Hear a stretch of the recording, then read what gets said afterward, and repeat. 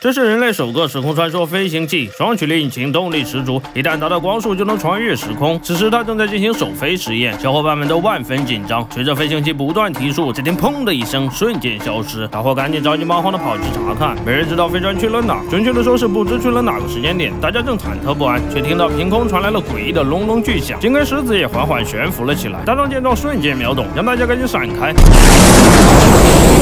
看来实验成功了，三人都高兴完吧了。我这什么玩意儿？大壮直接蒙圈了。